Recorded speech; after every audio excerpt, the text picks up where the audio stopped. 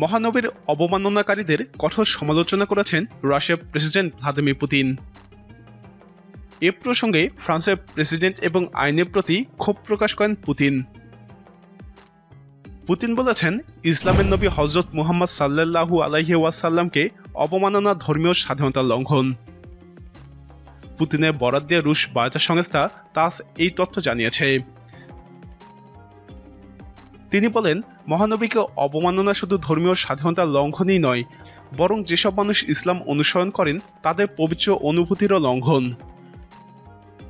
বার্ষিক সংবাদ সম্মেলনে তিনি এসব কথা বলেন।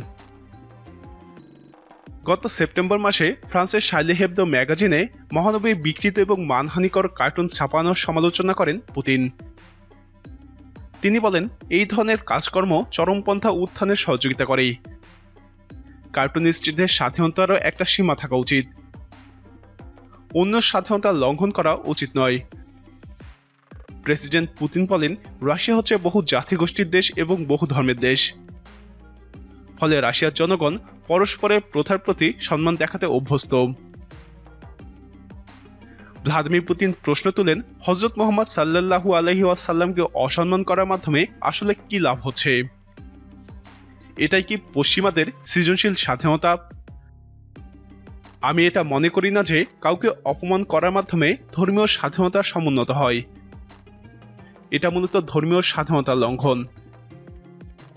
এ ধরনের কর্মকাণ্ডের ফলে যারা ইসলাম ধর্ম পালন করেন তাদের পবিত্র অনুভূতিকে অসম্মান করা হয়। তিনি আরও বলেন, মুহাম্মদ সাল্লাল্লাহু আলাইহি ওয়াসাল্লামকে অসম্মান করায় অসংখ্য মানুষ তাদের জীবন হারিয়েছে। এ কারণে হয়তো আরও অনেক মানুষকে প্রাণ দিতে হবে। ইসলামের নবীকে অপমান করার মাধ্যমে উগ্রবাদ এবং কঠোরতার প্রকাশ ঘটেছে। পুতিনের এই অবস্থানের প্রশংসা করেছেন মুসলিম বিশ্বের নেতারা। পাকিস্তানের প্রধানমন্ত্রী ইমরান খান পুতিনের এই বক্তব্যের ব্যাপক প্রশংসা করেন। টুইটারে দেওয়া এক পোস্টে তিনি বলেছেন, আমি বিশ্বাস করি মহানবী সাল্লাল্লাহু আলাইহি ওয়াসাল্লামকে অপমান করা ধর্মীয় স্বাধীনতার লঙ্ঘন। এটি মত প্রকাশের স্বাধীনতা নয়। প্রেসিডেন্ট পুতিনের বক্তব্য আমার অবস্থানকেই নিশ্চিত করে।